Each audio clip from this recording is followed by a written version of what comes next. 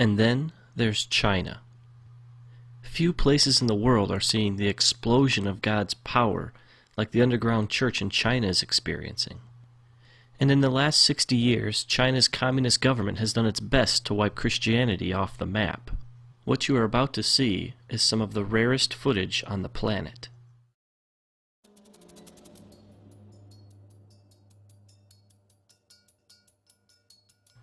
In this church, the people wake up at 4:30 to come together for 2 hours to pray and worship. They do this every day.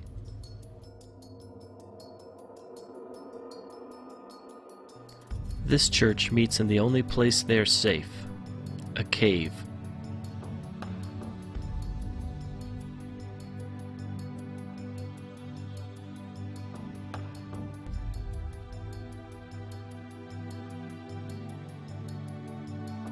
This church meets on a farm, far away from prying eyes.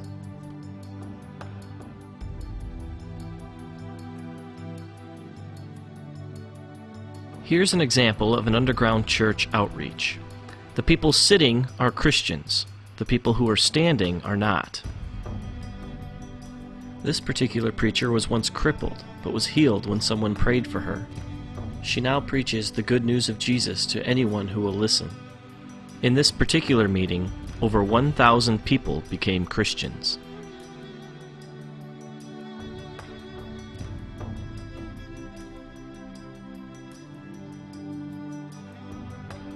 Here, Christians cast out demons from an 18-year-old girl.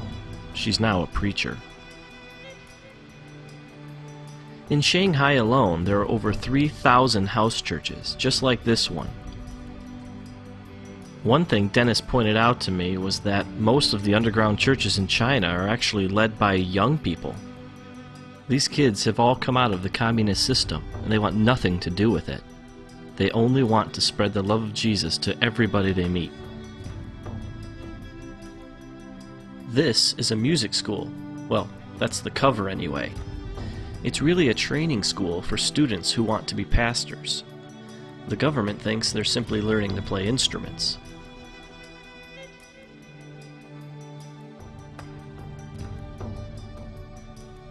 One thing I quickly realized about the Chinese church is that it's a lot different from the American one. For one thing, they think a 4-hour sermon is short. In this church service, it's 120 degrees inside the building. The people meet for 12 hours straight.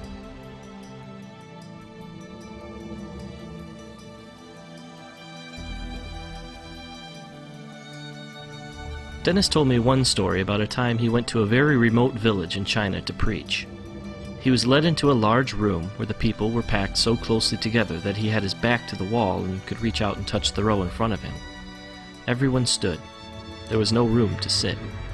He asked how long he should preach for, and they told him from 8:30 to 7 at night. Then they asked him if it wasn't too much trouble, could you come back tomorrow and preach from 8:30 to 7 again?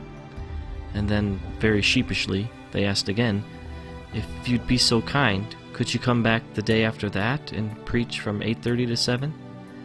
He asked how often he should take breaks, and they told him not to stop. The people will wait. Then he asked them what he should preach on.